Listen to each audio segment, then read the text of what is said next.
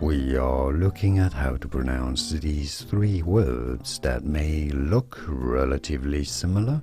They may sound relatively similar as well, but their meanings are very different, so you don't want to confuse them in the way you pronounce them. So the one at the top left corner, spelled C-H-E-A-P, is pronounced as cheap, meaning inexpensive, a ch sound here, and a long E sound, cheap.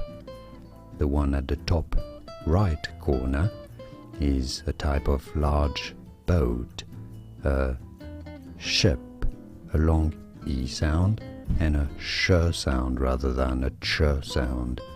Ship, the ship is sailing on the ocean.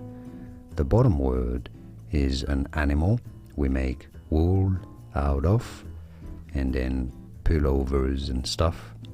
This is a sheep, a sh sound and a long E sound. A sheep is eating grass in the field. Sheep. So cheap, ship and sheep. And now you know. More videos here on how to pronounce more interesting words. I'll see you there to learn more. Thanks for watching.